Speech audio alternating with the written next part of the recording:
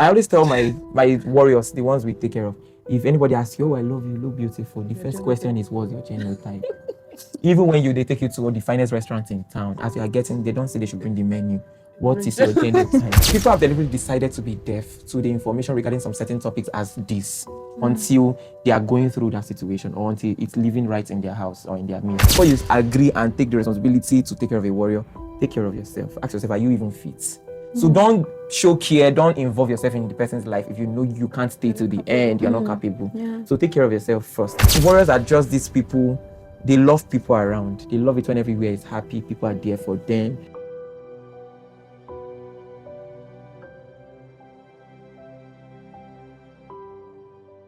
How do we come out strong? So it's a mentality thing for me.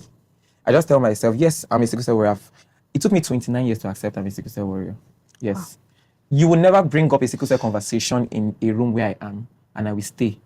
And if I have to be there, you say something against sickle cell warriors, I will just quietly walk out. Like growing up, secondary school, university, all the jobs, all the places, all the friends I've had, because of stigmatization. So I was struggling to believe, being a winner, a Living Faith member, and you know what you say is what you get. Like, I can't be a sickle cell warrior. It's what you say, it's what you believe, is what you get. I struggled for 29 good years before I came out to the world that I'm a sickle cell warrior. It's a lot. So imagine someone struggling on something else for that long before accepting. And these things, I hear some of them. Sometimes I heard them having the conversation. I just drop into their conversation. So these things push me. They motivate me. They make me to be determined to want to give those people a counter definition of what they think of me. My circle always think, oh, I can't do more, so they don't give me opportunities. Even when I know I can do these things. Even when I was in drama units, oh, you can't do this, you can't act, you can't come for vigils. So because of this, we have to now brace up and tell them that we can do better. So determination for me, I have to look my best. I have to make sure I invest in myself and do well. Any room I show up, I have to make sure I deliver the best. So we struggle silently, very true. But what we show to the world is something that is better than what we go through. Only those that go through those shoes or walk through those shoes understand the pain. No matter how I explain sickle cell crisis to the public, to you, you can never understand it because the pain is even more than labor pain. It has been on tests. You can check on even World Health. The pain sickle cell persons go through is more than the pain people in labor go through. Yeah, so that's how we cover our pain. And your question again on seeing people, how do I stay alone and cover that? Yes, staying alone was a struggle with my parents. At age 25, I determined that I'll stay alone. And I had a major operation in my final year, I think to age 23 or 24. And my school was delayed. I had to defy my final year. And then did this operation, came back, and then went for school. They said, you have to apply for semester defer. It was disapproved. Apply for session defer. Then it was approved. Finished school, NYC delay. Long story short, I was done with school. And I was serving exactly at age 25. And that was the age I told myself that I would leave my parents' house. So I went to Bauchi, did my 3 weeks camp, and then redeployed back to Kano. Now, when I came back to Kano, I wanted to leave, and my parents were like, no, you can't leave. How do you survive long? Me and my mom fought. We're in the same house. It's only greeting that joined us. We're not talking. So I left my parents' house at age 25 and alone. So the only thing is I have 1 or 2 friends who come to spend weekends sometimes, sometimes weekdays. But at this level now, I'm over 30. At this level now, I don't have anybody. I don't need anybody.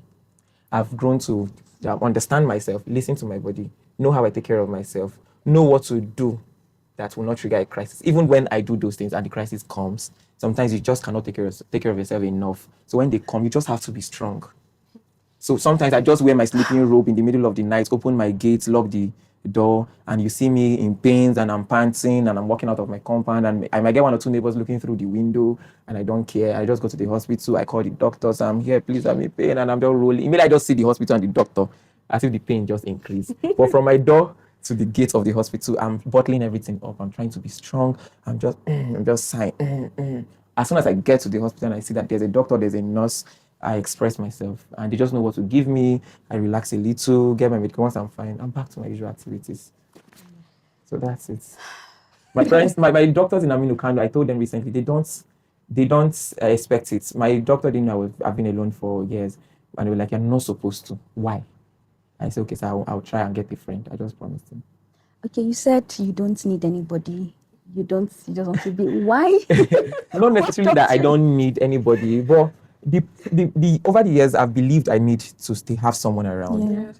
Now, when these persons come to stay, a sense of entitlement comes in. It takes more than a friend to understand who you are, what you are, to stay with you. It doesn't just take someone who appreciates your physical appearance, maybe the fact that you are hardworking, or you are financially stable, or you are learned, or this guy is good, and all of that. It's beyond that. That's same thing for marriage. It takes someone who believes in your vision, who knows where you are going to stay with you. Whether you are looking where you are going to today or not, it takes someone who believes in where you are going to tomorrow to stay with you in marriage. So that's how it is for people living with sickle cell right now, wanting to have like a friend or someone to stay with. So it's either you're employing a nurse, a full-time nurse, who comes and maybe does nights or does, if you have the money. Like what I do, I just have someone who help me clean the house to avoid so much cleaning. That person just works on me twice a day. So it's not like I don't need anybody, but with the persons I've lived with or have given opportunity to stay with me, in the end, the conversations you hear outside is different from what it is inside. The things they start saying, and it's more like you are creating a ditch for yourself to fall into. So why not brace up, understand your body, know what works for you, know how to control your activities, love yourself enough, take care of yourself, have all the things you think you need when those crises come. If you need a drug that will suppress the pain mildly before you go to the hospital, buy it and keep. Though our medications are usually control medications, you hardly get access to them and they're expensive. Yeah. So, but if you think you need, like me, I can't sleep in my house without having water. I used to have those experiences like early my 25, 28. Yeah, and crisis will come and I don't have water in my house. Is it neighbor you want to go and knock to give you water? The neighbor that will not even know what is going on with you and be asking you in the morning and discuss it with neighbors, other neighbors. Yeah. So I don't sleep in my house without having like more than enough water in my house, drinking water. Yeah. So, and my basic medication. So that is, I've learned over the years and to take care of myself, to be there for myself, by myself, and for myself. And that's just, so it shows how tough my battle is and how I have to win, or I must win. It's part of the battles. Okay. So how do you balance work, church, health? Like you said, you do a lot of things. A lot. It's a lot. So how do you balance work, Okay. church, other things, and your health? Yeah, it's crazy balancing it. A couple of years ago, I was invited. Okay, as a baker, I belong to the Kanu Cakes blog in Kanu, and I think 4 or 5 years ago, I was invited to speak on balancing work with your 9 to 5. As an entrepreneur, balancing it with your 9 to 5. Though 1 or 2 persons knew, that I'm a warrior, but like they didn't want me to talk about that part. But I had to also, because as bakers, we stand a lot. And then at the end, you're having your knees aching. Right. And it's crazy. But one thing I tell people is just have a schedule. Know what's plan. As an event planner, it's more like I plan my life as well. Yeah. Just plan. So if I have to be here today, when she said 10 a.m., I told her it can't work for me. Because I work 5 to 11 every day, including Sundays. Yeah. I close 11 p.m. Before I get home, it's like 12. Before I look for what to eat, if I want to take noodles, I want to take tea or something. And I'm all alone. Nobody's cooking food for me to come back and eat. I need to shower. I need to know if my house is even messed up or I need to fix it. So I sleep into the morning. 2, 3 a.m. is when I'm sleeping. And then I have some online work I'm doing. You get. So managing it is crazy, but I plan my life. Like if I can't be there, I would gone are those days where I want to impress people. I want to show you I'm the good guy because I used to do that a lot. You will call me for something even when it's inconvenient and I would just show up. Yeah. Because I was trying to prove a point then. But I got to discover that you have to put yourself first. And people don't care what you are going through. They just want to take that part of you they need and go with it. That's just it. So I've lived with people, I've done a lot with people, and I've come to discover that people are just there for themselves, not for you. Everybody is using everybody. That's the truth about this world. Just know who you are using. Yeah.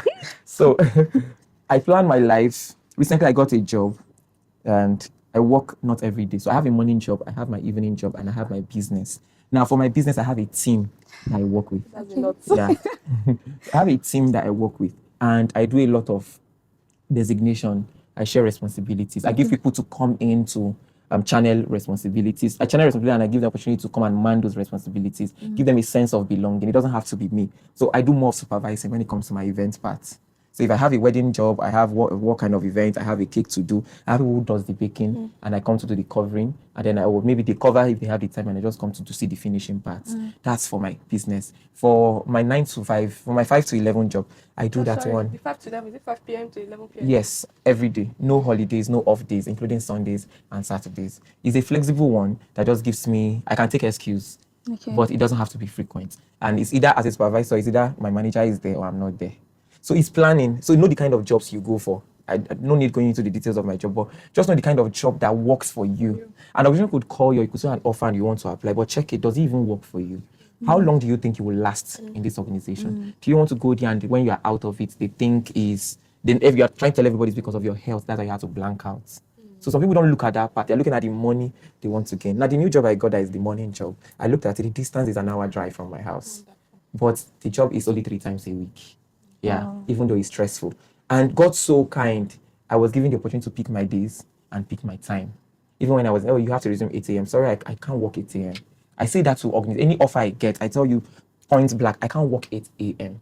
Not because I can't come 8 a.m. for the first 1 week, but what happens in 3 months, in 2 months? I can't predict when my next crisis is coming. So I just tell you, I can't show up 8 a.m. Anything from 10 a.m. and above. That was what I told them. Like, okay, it's fine. We'll put you for this and this and this. And that's how I'm working with them now. So in summary, just know what works for you. Just know what works for you. Plan your schedule. If you need, don't be stingy to keep all the money to yourself. Yeah, some brand owners and business owners want to be the alpha and the omega of their business. Bring in people, train people, even if it's for almost free. Trained people, invest in them. Your legacy lives in them when you are gone. That's the truth. Invest in them. If they don't have the complete money to pay for a skill you can teach them and get something in return. Maybe they work for you in return. And then when you know they are good, you can start paying them little by little by little. So if it's a business you are running, bring people, train them, invest in them, give them opportunity to laud a particular department of your brand so that you don't die before your time. If it's a job, if it's a job you are doing, a 9 to 5, try to let them know what works for you. If they really see what they are looking for in you, they will keep you. Yeah. And if you are not for them, you are not for them. Just leave.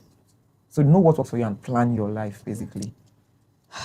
Yeah. So with the way that the world is modernized, everybody now have access to the internet. I feel most people still don't know about this Sickle cell warriors, right? So there are some people that still think any child that falls sick, have crisis is some people call them like their child of the gods. Yeah. Some call them a banjo child. Yeah. So how do you think we can raise awareness? Because I feel we're not raising awareness enough. Because you can still see genotypes are not supposed to get married. Get married, and they'll say when we get to the bridge we'll cross and then they'll start, so yeah, awareness can never be enough. I've been on the journey of the Aaron Sickle Cell Care Foundation for about 4 years. By January will be 4 years, and with all the awareness we have created here in Kano, I discovered that awareness can never be enough on this topic. That's because people have decided to be deaf to people have deliberately decided to be deaf to informations relating to sickle cell. Yeah, people don't care until they are wearing the shoes or they have someone in their family. Yes. Now, some persons might not even pay attention to what we are saying here until they now remember, I have a cousin, I have one brother, my schoolmates those days in school. That's when they would want to pay attention. But for a family who has all the money, they are living well, all AAs, and they are very confident, they would just, these people, their studio is fine and the content is fine, they will just pass. So people have deliberately decided to be deaf to the information regarding some certain topics as this. Until they are going through that situation or until it's living right in their house or in their midst. That's when they pay attention. So we can never create awareness to the point where we now say, we've done enough. The awareness just needs to keep going. For every organization, every brand, every opportunity, every circle, every group that is willing to raise awareness on sickle cell, please, they should go on because it can never be enough. World Sickle Cell Day is June 19th. We try to do enough awareness on these days. And then September is also Sickle Cell Awareness Month. Yeah. So we do awareness, even if it's just to carry your phone and face yourself and say something about sickle cell. We encourage people to always do that. You don't have to put money or do all of that. So awareness truly can never be enough. And for those who, when we get to that bridge, we'll cross it, lovey-dovey people. Love is never enough. I tell people that. My friend always argued that with me, one of my male friends. How can you say love is never? When you love somebody, love conquers all, love this. And like, no matter the love you have for anybody, even if that person has given you his kidney or her kidney before, love is never enough. Because if you think it's enough, marriage will let you know. When you see the challenges that comes up in marriage, you will understand. When you see homes that are breaking, like in my little community here, I'm not talking of social media, I'm talking of as a privileged executive director of the Aaron Sickle Cell Care Foundation, the families we've catered for, the people who have to counsel, the people who have to talk to. I know of families that the man was ready to sponsor the wife outside the country for people to just think that she went outside the country. Meanwhile, they were actually separating. Oops. And the woman believes the man just wanted to get her, marry her. That was why he brought a different genotype test result for the wedding. Oh my God. Now, on the wedding, everybody came. The man came with AS, she came with AS. And okay, you guys are compatible. He's AS, she's AS. She already said, I am AS. With or without test, I am AS. So the man did and brought. Now they have how many children? About 4 or 5 children. They have 2 warriors. She doesn't understand what it is. This is like a lady that's a lady who is not even so exposed, but a very young lady. who has about 4 kids now with 2 warriors. And it's been cry, tears. With the money, the home is not peaceful. With the cars, nothing is going well. And then she has poured different things on the woman's face, on the man's face. She has broken his phone. She has like a lot. But thank God that we have to counsel them, talk to them, bring doctors to also help them, and they are going well. So love is never enough. And when you think, oh, you love this person sacrificed it for you when you were in school, when you had nothing, check genotype. If you are very sure, I always tell my warriors, the ones we take care of, if anybody asks you, oh, I love you, you look beautiful, the first question is, what's your genotype? Even when they take you to the finest restaurant in town, as you are getting, they don't say they should bring the menu. What is your genotype? So even if you don't want to say you are a sickle cell warrior to the person, just know the person's own genotype first. Go to the point of even testing. And if the person is not willing to share, please, we can only be friends, or you end everything and go home. So when you manage to get married as AS. Some people told us that they will do artificial insemination, they will do IVF. How many IVF fails before you get the correct one? Do you have the money? Yeah. That's also another thing. And when you successfully get one, what is the chance that child or somebody will not come from somewhere and say this, and that? So I feel love is never enough. Just have somebody who stands with you, stand by you, who knows you, tell your truth. The person tells their truth. You guys stand with each other. You know that there's no marriage that doesn't have a battle they are fighting. So know the fight you want to carry if you are doing forever with this person. Know the juju you want to hang on your head if you are doing forever with this person. There's nobody that is perfect out there. Yeah. All right. Thank you so much. Yeah. Okay. What advice or encouragement would you give to those living with sickle cell? Those living with sickle cell, you know my love is here for you people. Like I would always love you guys. I will always fight for you, speak for you, because I understand your pain. For a warrior who is over 30, living with sickle cell and still surviving and striving in a city like Kano, or in a place like Nigeria, because we don't have all the medical facilities to get a better life. I always root for you. And one thing I would tell you is listen to your body. Your body talks. Your body speaks. Listen to your body when it speaks. If you don't know how to listen to your body, you can start practicing it. Listen to your body. Your body talks. There's a time your body tells you, I cannot do this again. You should listen at that point and take a break. There's a time your body tells you, I need water. Oh, I need this kind of food. Because we live on junks. We like junks a lot. It just comes with the cell. It comes with our makeup. Yeah. But we have to struggle to learn how to eat healthy, eat those fine food. And not like we don't love them, but we don't fancy them. Yes, we just like chips. We like biscuits. We like tea. We like, sweet, all those things that don't follow. So eat the right meal at the right time. Always stay hydrated. Have your water can at all times. It doesn't matter whether you're going for a wedding, you're going for a job, you are going for a concert. See, I have my water can with me. I don't go anywhere without my water can. So and when you come to my house, I have different kinds of water can. If I'm going for a long distance, short distance, the weather is cold, the weather is maybe hot. Yes, I have different cans for different weather. So it's nothing to be shy about. Yes, it's not so easy to embrace being a sickle cell, coming out in a world where the stigma is actually very high, but you need to love yourself if you must survive. We have doctors who tell parents that sickle cell people don't survive a particular age. Yeah.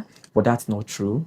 They will tell you once you survive 20-25 years, get problem, your picking go, you don't live long with that. That's sickle cell warriors still die at 30, still die at 40. It just depends on understanding your body. Know what works for you. I know it's cold now. I can't come out opening my body. I'm going on a trip that the wind will be much. I have to pad myself very well. When I'm traveling, I have to have my medications with me. What if I have a crisis there? I need to have my medications with me. What kind of job do I go for? What kind of food do I go for? What kind of circle do I keep? What do I listen to? Does my circle even believe in what I do? Do they understand what I go through? If they don't, you need to change them. Get a support system, a support group.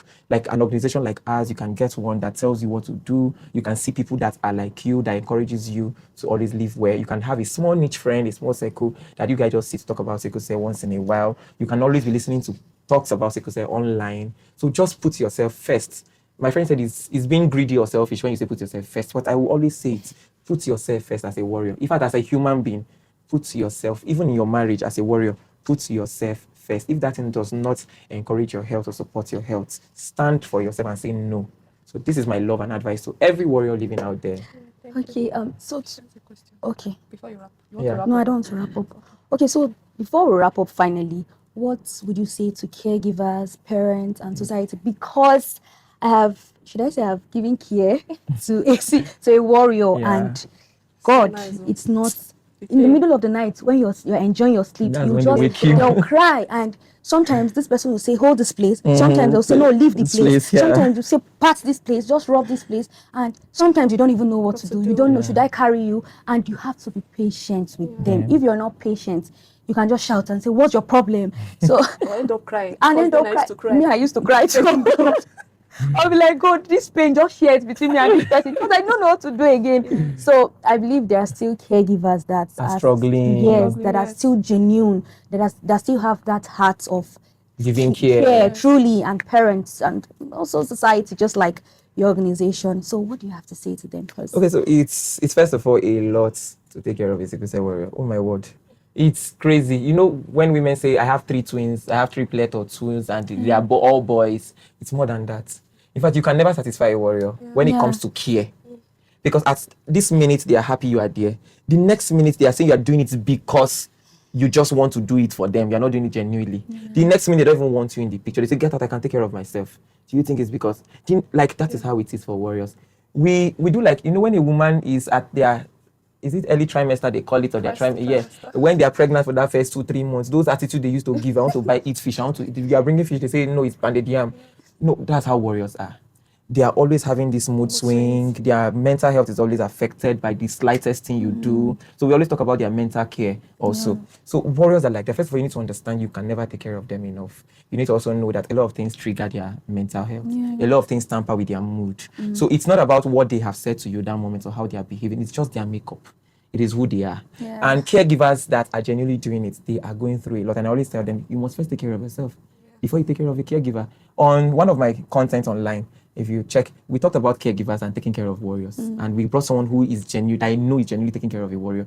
And he was sharing his experience. It's a lot to take care of a warrior. So first you must know that warriors they are moved by the slightest thing you do. Their mood just move or changes quickly. So first of all, accept that. Know that this person will never be happy or satisfied with your care. Yes. It is not like when you're taking care of your brother or that other friend who is not a warrior. It's not like that for them. Then you, before you agree and take the responsibility to take care of a warrior, take care of yourself. Ask yourself, are you even fit? So don't show care, don't involve yourself in the person's life if you know you can't stay to the end, you're not capable. So take care of yourself first. And warriors are just these people, they love people around. They love it when everywhere is happy, people are there for them.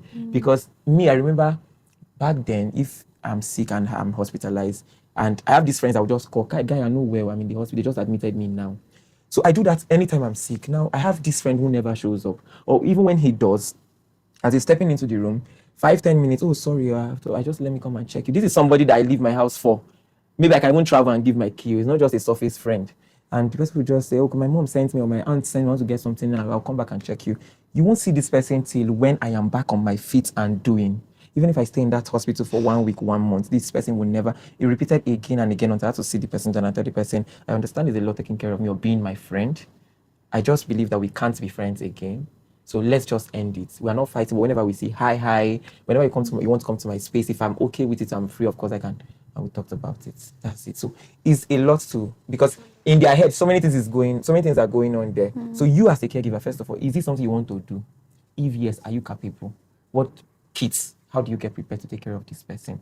That's just... But if it happens, let's say you're on the road or you're in school, it just happens. You can take this person to the hospital, get their care. After that, oh, he's fine, and leave. That's just it. So with all the medical interventions we have, and people always ask, is there a cure to sickle cell? Yeah, and then I tell people in my organization that the only sure cure we have, because a lot of NGOs and brands coming up with herbal medication, coming up with some kind of tabs that you need to take for a period of time, and then the crisis will reduce. I'm not saying they are not valid. Of course, you can try them, but for the few I've tried, it doesn't take away those crises. The solution is understand your body and what happens and how your body operates. Now, with the medical intervention, the major and only cure I know to sickle cell is the stem cell, which is bone marrow transplant, where you get a donor from your family. It has to be a family member, and then they run sometimes between the both of you, know who is compatible, and then they say, okay, this person is the compatible, and this person will donate, and then they flush out everything from your bone marrow. Everything, they take all that out and they get the person's own and then they give to your system. Now, they've tried it in Nigeria and there are always a lot of complications. The challenge with it, even outside the country, is the only place you can get it for sure, but not everywhere outside the country. It's quite expensive and it comes with some level of complication. Yes. Now, would I take the opportunity if I get it? Yes, I would take it. But because I know I don't have the means now, and it's even better to do the bone marrow transplant when you are much, much, much younger. Yes, because your organs are still developing, so they conform to the change and they grow with it. But even as an adult, it works. I've seen people who they've gone for this transplant and it works for them. So if I get the opportunity and I have the funds or the means, I would embrace it. Yes, the resources, I will embrace it and go for it. But for now, I know a friend in Lagos has been pressing, tell your parents, do a GoFundMe, this, and I have to ask myself, do you really want to do this? And I told myself I wouldn't want to stress people and then go for something and come back with complication. And then, so a lot of warriors are looking up to me. I would want the ones I'm taking care of to go for it. But if I have the opportunity, let's say an NGO is coming and I say, oh, in Kano, we want to pick something, and I have the opportunity, of course, I will go for it. Okay. Yeah, I think that's on stem cell. Yes. Then the second question, I think. The scars. Okay, yeah, the scars on my leg, yes, they are sickle cell related. Yeah, sickle cell, growing up, I always used to have this injury on my leg, and I didn't know it was it until I grew up and discovered as a child in primary school and secondary school. So it's called leg ulcer. Now, when there's not enough blood, because one major thing that happens with people living with sickle cell is shortage of blood. Okay. You can just stay and you are feeling dizzy, or you can just stay and you think it's malaria or it's crisis. You go to the hospital, you run a test, and the doctor say, oh, he's on a low PCV. That's low blood packed cell volume. Yeah, so it's on a low PCV, so we need to transfuse. Now, sickle cell persons change their blood like 2 to 3 times every year, but there are some people who stay 5 years without changing their blood. That's because they're either on maybe some kind of medication or some things that they take, like the pumpkin leaf, which we know ugu, mixed with malt, mixed with water, and all those things. But whenever there's a shortage of blood in a sickle cell warrior's body, and it is that short that is causing havoc in the system already, you see that it will show on the leg. Now, when it shows on the leg, it shows with a sign of itching. You just think maybe it's mosquito bites, or you've exposed yourself, or waiting hit you for leg, maybe you scratch. So you start scratching, start itching until you peel a surface. Now, when you peel that surface, it turns to a wound. Give it 1 week, it starts expanding, it gets bigger, and it starts giving you discomfort. It starts bringing out pus. It starts, you can't wear shoes, you can't even walk on your stand on. And then whenever you ease yourself, you go to urinate yourself, you must feel the pain from that point. So growing up, I was always having that, and they just treat it as normal wound until I had to do my study. I have doctors as friends a lot. So when you hear me speak, some people hear me speak, they just say, is he a medical person? No, my knowledge is gathered from being a warrior and the circle I keep. Yeah. And my searches. So you see that when you itch and this wound open, it's just there. And so when you go to the hospital, if you have come to understand that it's leg ulcer, at that point, all you need is dressing, wound dressing, with maybe 1 or 2 opioids like painkillers, and then antibiotics you need to be taking for a period of time. Now, once that leg is open and it has expanded to a point, no matter how neat or the medication, how neat the dressing is or the medication you're taking is, it will never heal until it gets to a span of 3 months. Yeah, with experience. I've been having this from my secondary school days until I think the last one I had was 4 years, or is it 4 years or 5 years ago? That was the last one I ever had. So I took out time to know what is the root cause. And then when I discovered it, I started working on it. So I never allow myself to go on a low PCV. So sometimes I could just stay every month or once in 2 months or 3 months. I go to the hospital. It could be any private hospital. Tell them to just check my PCV. Once I'm having headache, I'm feeling dizzy, I just run quickly to check. Is my PCV low? So it's called leg ulcer. And once it's there on your leg, it stays for 3 months. You do that alternate days dressing, and then it goes back and it leaves a scar. Yes. Yeah. Now, if you like treat with honey, clean with whatever that will not give scar, it leaves a scar. Whenever you have a shortage of blood again and you itch and peels off any surface, it comes back. Even when you don't peel the surface, the sign is there. As you are walking, you're feeling that something wants to happen to you here. So quickly, what do? You work on your PCV immediately, and you see it to just go back. It will just eat up, heal on the inside. That's the major yes, cause. That's the major cause. But it's sickle cell related because of the shortage of blood, constant shortage of blood in our body.